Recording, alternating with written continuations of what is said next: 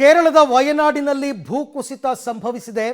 ಈ ಬಾರಿಯ ಒಂದು ಘನಘೋರ ದುರಂತ ಅಂದರೂ ಕೂಡ ತಪ್ಪಾಗಲಿಕ್ಕಿಲ್ಲ. ಯಾಕೆಂದರೆ ಮಣ್ಣಿನಡಿ 250ಕ್ಕೂ ಹೆಚ್ಚು ಮಂದಿ ಸಿಲುಕಿರುವ ಶಂಕೆ ಈ ಕ್ಷಣಕ್ಕೆ ವ್ಯಕ್ತವಾಗ್ತಾ ಇದೆ. ಕೇರಳದ ವಯನಾಡಿನಲ್ಲಿ ನಡೆದಿರತಕ್ಕಂಥ ದುರಂತ, ವಯನಾಡು ಸಮೀಪದ ಮೆಪ್ಪಾಡಿ ಎಂಬಲ್ಲಿ ಭೂಕುಸಿತವಾಗಿದೆ. 20ಕ್ಕೂ ಹೆಚ್ಚು ಬಲಿಯಾಗಿದೆ. ಇದು ಈ ಕ್ಷಣದ ಅಪ್ಡೇಟ್.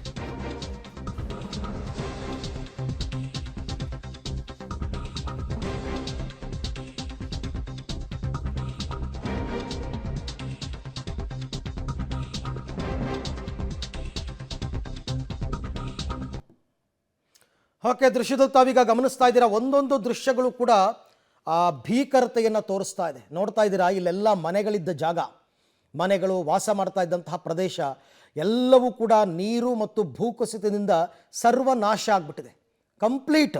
ಇದು ವಯನಾಡಿನ ಮೆಪ್ಪಾಡಿ ಮತ್ತು ಮುಂಡಕ್ಕೈ ನಗರ, ಚೂರಾಲ್ಮಾಲ ಈ ಜಾಗದಲ್ಲಿ ಸಂಭವಿಸಿರ್ತಕ್ಕಂಥ ದುರಂತ. ಈಗಾಗಲೇ 16 ಜನರನ್ನು ರಕ್ಷಣೆ ಮಾಡಿದ್ದಾರೆ NDRF ಟೀಮ್. 250 ಮಂದಿ ಅಲ್ಲಿ ಸಿಲುಕಿರಬಹುದು ಅಂತಕ್ಕಂಥ ಶಂಕೆ ವ್ಯಕ್ತವಾಗ್ತಾ ಇದೆ. ಇಲ್ಲಿ ದೊಡ್ಡ ಪ್ರಾಬ್ಲಮ್ ಆಗಿರೋದು, ಈ ಜಾಗಕ್ಕೆ ಸಂಪರ್ಕ ಕಲ್ಪಿಸಬೇಕಾಗಿದ್ದ ಸೇತುವೆ ಇದೆಯಲ್ಲ, ಆ ಸಂಪರ್ಕ ಸೇತುವೆನೇ ಕೊಚ್ಚೋಗ್ಬಿಟ್ಟಿದೆ. ಹಾಗಾಗಿ ರಕ್ಷಣಾ ಸಿಬ್ಬಂದಿ ಈ ಘಟನಾ ಸ್ಥಳಕ್ಕೆ ತೆರಳೋದಕ್ಕೆ ಆಗ್ತಾ ಇಲ್ಲ, ಅಷ್ಟು ಕಷ್ಟ ಆಗ್ತಾ ಇದೆ. 400 ಕುಟುಂಬಗಳಿಗೆ ಈಗ ಸಂಪರ್ಕ ಕೂಡ ಕಡಿತವಾಗಿದೆ, ಈ ಸಂಪರ್ಕ ಸೇತುವೆ ಕೊಚ್ಚಿ ಹೋಗಿರೋದ್ರಿಂದ. ದೃಶ್ಯದಲ್ಲಿ ತಾವು ಗಮನಿಸ್ತಾ ಇದ್ದೀರಾ, ಒಂದು ಕಡೆ ಮರಗಳ ರಾಶಿ ಭೂಕುಸಿತದಿಂದ, ಮತ್ತೊಂದು ಕಡೆ ಮನೆಗಳ ಮೇಲೆ ಮರಗಳು ಬಿದ್ದಿರ್ತಕ್ಕಂಥದ್ದು ಗಮನಿಸ್ತಾ ಇದ್ದೀರಾ. ಈ ಭೂಕುಸಿತ ಆದಾಗ ನಾವು ಎಕ್ಸ್ಪೆಕ್ಟೇ ಮಾಡೋಕ್ಕಾಗಲ್ಲ ಹೀಗೆ ಆಗುತ್ತೆ ಅಂತ. ಯಾವ ಥರ ಬೇಕಾದ್ರೂ ಆಗ್ಬೋದು, ಮಣ್ಣೇ ಮುಚ್ಕೊಂಡು ಬಿಡ್ಬೋದು, ಅಥವಾ ಮರಗಳು ಬೀಳ್ಬೋದು ರಪರಪ ಅಂತ ಮೇಲ್ಗಡೆಯಿಂದ. ಇದೆಲ್ಲವೂ ಕೂಡ. ಇನ್ನೊಂದು ಕಡೆ NDRF ಟೀಮ್ ಅವರು ರಕ್ಷಣಾ ಕಾರ್ಯಾಚರಣೆಯನ್ನು ಮಾಡ್ತಾ ಇದ್ದಾರೆ. ನಾನು ಹೇಳಿದ್ನಲ್ಲ, ಸಂಪರ್ಕ ಸೇತುವೆ ಅಂತ, ಅಲ್ಲಿಗೆ ಹೋಗೋಕ್ಕೆ ಆಗ್ತಾ ಇಲ್ಲ ಸೇತುವೆ ಇಲ್ದೇನೆ.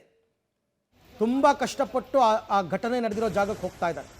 ನೋಡಿ ಇಲ್ಲಿ, ನೋಡಿ ಇಲ್ಲಿ, ಒಂಥರ ಎಲ್ಲ ಎಲ್ಲ ಎಲ್ಲ ಕೊಚ್ಚಿಕೊಂಡು ಹೊಟ್ಟೋಗಿದೆ ಕಂಪ್ಲೀಟ್.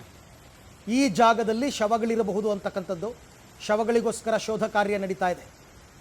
ಎಲ್ಲೆಲ್ಲಿ ಯಾವ ಮಣ್ಣು ಕೆಳಗಡೆ ಏನಿದೆಯೋ, ನಮ್ಮ ಶಿರೂರು ಗುಡ್ಡ ಕುಸಿತ ಏನೂ ಅಲ್ಲ ಇದ್ರ ಮುಂದೆ. ಇಲ್ಲ ನೋಡಿ, ಜೀಪ್ ಅಂದ್ಕೊಂಡು ಕೊಚ್ಕೊಂಡು ಬಂದಿದೆ ಎಲ್ಲೋ ಒಂದು ಕಡೆ, ಅದು ಎಲ್ಲಿಂದ ಬಂತು ಅಂತಲೂ ಗೊತ್ತಿಲ್ಲ.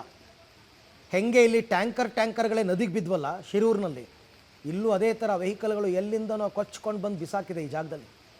ಆ ಜೀಪ್, ಆ ರೌದ್ರತೆ ಹೇಗಿರಬಹುದು.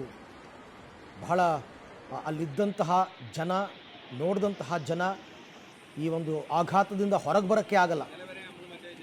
ನೀರು ಒಂದು ಕಡೆ ಕೇರಳದಲ್ಲಿ ವಿಪರೀತವಾದ ಮಳೆ ಆಗ್ತಾ ಇದೆ ಇನ್ನೂ ಕೂಡ. ಆ ವಿಪರೀತವಾದ ಮಳೆಯಿಂದಾಗಿ ಗುಡ್ಡ ಕುಸಿತ, ಸೇಮ್ ನಮ್ಮಲ್ಲಿ ಕರಾವಳಿ ಭಾಗದಲ್ಲಿ ಹೇಗಾಯಿತು ಅದೇ ರೀತಿಯಲ್ಲಿ ಗುಡ್ಡ ಕುಸಿತವಾಗಿರೋದು. ಗುಡ್ಡ ಕುಸಿದು ಇನ್ನೊಂದು ಭಾಗಕ್ಕೆ ಬಿದ್ದಿಲ್ಲ, ಬಿದ್ದು ಆ ಮಣ್ಣೆಲ್ಲ ಅದನ್ನು ಕೊಚ್ಕೊಂಡು ಹೋಗಿ ಆ ಮಣ್ಣಿನ ಕೆಳಗಡೆ ಸಿಕ್ಕಾಕೊಂಡ್ರವ್ರು ಯಾರ್ಯಾರು ಎಲ್ಲೆಲ್ಲಿದ್ದಾರೋ ಗೊತ್ತಿಲ್ಲ. ಈಗ ಬರ್ತಾ ಇರೋ ಲೇಟೆಸ್ಟ್ ಅಪ್ಡೇಟ್ ಅಂದರೆ 21 ಜನ ಅಂತೆ ಸದ್ಯಕ್ಕೆ ಲೆಕ್ಕ ಸಿಕ್ಕಿರೋದು ಮೃತಪಟ್ಟವರದ್ದು. ಇದು ಮೇಘಸ್ಫೋಟ ಆದಾಗ ಹೇಗಾಗುತ್ತೆ ಅನ್ನೋದಕ್ಕೆ ಕೇರಳ 2018ರಲ್ಲಿ ಒಂದು ಸರ್ತಿ ಇದೇ ರೀತಿ ಆಗಿತ್ತು. ಆವಾಗ ಬರೀ ಪ್ರವಾಹ, ಈಗ ಗುಡ್ಡ ಕುಸಿತ. ಪ್ರಕೃತಿಯ ರೌದ್ರತೆ ಇದೆಲ್ಲವೂ ಕೂಡ ಸಾಕ್ಷಿ ಆಗ್ತಾ ಇದೆ. ಪ್ರಕೃತಿ ಯಾವ ರೂಪದಲ್ಲಿ ಯಾವ ಥರ ತೊಂದರೆ ತಂದಿಡ್ಬೋದು ಅಂತ ಹೇಳೋಕ್ಕೆ ಆಗಲ್ಲ. ನೋಡಿ ಫಾಲ್ಸ್ಗಳ ಕತೆ, ಫಾಲ್ಸೋ ಅಥವಾ ಪ್ರವಾಹನೋ ಈ ಥರ ಹರಿತಾ ಇದೆಯೋ, ಪ್ರವಾಹದ ನೀರು ಬಂದು ಎಲ್ಲೋ ಬೀಳ್ತಾ ಇದೆ, ಹೆಂಗೋ ಹೋಗ್ತಾ ಇದೆ, ತನ್ನ ಪಥದಲ್ಲಿ ನದಿಗಳು ಹೋಗ್ತಾನೇ ಇಲ್ಲ, ಸಿಕ್ಕದ್ದನ್ನು ಆಪೋಷಣ ತಗೋತಾ ಇದೆ. ಇವೆಲ್ಲ ನೋಡಿ ಅಲ್ಲಿನ ಜಲಪಾತಗಳು ಸೃಷ್ಟಿಯಾಗಿರ್ತಕ್ಕಂಥದ್ದು. ಕೆಲವು ಕಡೆ ಕೃತಕ ಜಲಪಾತಗಳು ಈ ಟೈಮಲ್ಲೇ ಸೃಷ್ಟಿಯಾಗುತ್ತೆ.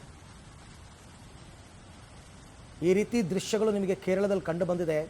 ಆಗಾಗ್ಗೆ ದೇವರ ನಾಡು ಅಂತ ಕರೆಸ್ಕೊಳ್ಳುವಂತಹ ಕೇರಳದಲ್ಲಿ ಆ ವರ್ಣನ ಅವಕೃಪೆ ಹೇಗಾಗುತ್ತೆ ಅನ್ನೋದಕ್ಕೆ ಇದೆಲ್ಲವೂ ಕೂಡ ಸಾಕ್ಷಿ.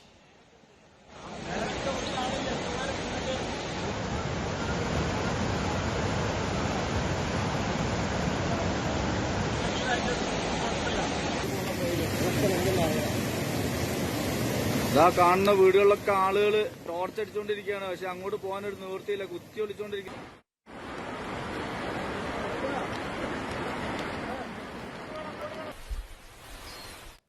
ಈ ಎಲ್ಲ ವಿಚಾರಕ್ಕೆ ಸಂಬಂಧಪಟ್ಟಂತೆ ಮತ್ತಷ್ಟು ಮಾಹಿತಿ ನಮ್ಮ ಪ್ರತಿನಿಧಿ ಶಬೀರ್ ಅವರಿಂದ ಪಡೆಯೋಣ. ಶಬೀರ್, ಅಂದಾಜು ಸಿಗಲ್ಲ ನನ್ನ ಪ್ರಕಾರ ಈಗಿನ ಆ ದುರಂತದ ದೃಶ್ಯಗಳನ್ನ ನೋಡ್ತಾ ಇದ್ದಾಗ ಎಕ್ಸಾಕ್ಟಾಗಿ ಹೀಗೆ ಆಗಿದೆ, ಇಷ್ಟೇ ಜನ ಸತ್ತಿದ್ದಾರೆ, ಇಷ್ಟೇ ಮನೆಗಳು ಹೋಗಿದೆ ಅಂತ ಹೇಳೋಕ್ಕಾಗಲ್ಲ. ಆದರೂ ರಾಜ್ಯ ಮತ್ತು ಕೇಂದ್ರ ಸರ್ಕಾರಗಳ ಸಂಪರ್ಕದಿಂದಾಗಿ ಏನೆಲ್ಲ ಅಪ್ಡೇಟ್ಸ್ ಕೇಂದ್ರ ಸರ್ಕಾರಕ್ಕೆ ಸಿಕ್ಕಿದೆ ಇಲ್ಲಿ ತನಕ ಈ ಕೇರಳ ದುರಂತದ ಬಗ್ಗೆ ಅಂತ?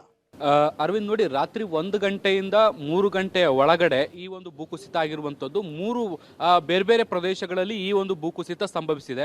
ಹೀಗಾಗಿ ಸುತ್ತಮುತ್ತಲಿನ ಸಂಪರ್ಕ, ರಸ್ತೆ ಸಂಪರ್ಕ ಏನಿದೆ ಅದು ಸಂಪೂರ್ಣವಾಗಿ ಕಡಿತ ಆಗಿರುವಂಥದ್ದು. ಈಗ ನದಿ ಮಾರ್ಗ ಒಂದು ಉಳ್ಕೊಂಡಿತ್ತು, ಅಲ್ಲಿ ಕೂಡ ಒಂದು ಸೇತುವೆ ಇತ್ತು, ಈಗ ಅದು ಕೂಡ ಧ್ವಂಸ ಆಗಿ ಹೋಗಿರುವಂಥದ್ದು ನೀರಿನ ಪ್ರವಾಹಕ್ಕೆ. ಹೀಗಾಗಿ ಆ ಒಂದು ಪ್ರದೇಶ ಏನಿದೆ ಈಗ ಅದು ಐಸೋಲೇಟ್ ಆಗಿರುವಂಥದ್ದು. ಹೀಗಾಗಿ ಅಲ್ಲಿರುವಂಥ ಜನರನ್ನ ರಕ್ಷಣೆ ಮಾಡುವಂಥದ್ದು ಕೂಡ ಬಹುದೊಡ್ಡ ಸವಾಲಾಗಿರುವಂಥದ್ದು.